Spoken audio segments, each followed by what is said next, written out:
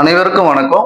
நம்ம எங்க வந்திருக்கோம் அப்படின்னு பாத்தீங்கன்னா, தென்காசி மாவட்டத்துல குற்றாலத்துக்கு தான் வந்திருக்கோம். இந்த குற்றாலத்துல ஒரு அற்புதமான ஒரு குருநாதர் ஜீவ சமாதி அமைஞ்சிருக்கு.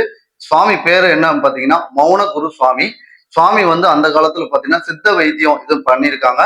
இந்த குருநாதருக்கு ஒரு பக்தர் வந்து அவருக்கு பெரிய நோய் இருந்திருக்கு. அந்த நோயை குணமாக்குனதுனால இந்த இடத்தையே அவர் பேருக்கு எழுதி கொடுத்திருக்கிறாரு.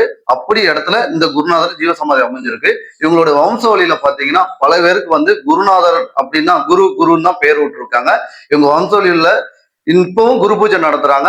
இவருக்கு வந்து சித்ரா பௌர்ணமி அன்னைக்கு பாத்தீங்கன்னா இவருக்கு விசேஷமா இவருக்கு வந்து குரு பூஜை நடந்துட்டு இருக்கு.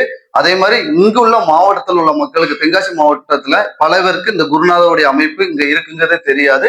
இது எங்க இருக்குன்னு பாத்தீங்கன்னா, குற்றாலத்துல இருந்து வந்தீங்கன்னா இந்த மதுரம் ஹோட்டல் பக்கத்திலேயே இறங்கி நடந்து வந்தீங்கனாலே இந்த குருநாதர் வந்து தரிசனம் செய்ய முடியும். காலையில பாத்தீங்கன்னா 8 மணிக்கு ஓப்பன் பண்ணி ஒரு 8:30 மணி வரை சாமி அபிஷேகம் நடந்து சாமிக்கு வந்து பூஜை பண்ணுவாங்க. சாயந்தரம் பாத்தீங்கன்னா 7 மணில இருந்து ஒரு 8 மணிக்கு வந்து நீங்க சாமி தரிசனம் செய்ய முடியும். சித்ரா பௌர்ணமிக்கு விசேஷமா நடக்கும். வாய்ப்புள்ள அன்பர்கள் வந்து சாமி தரிசனம் செய்யுங்க. நன்றி.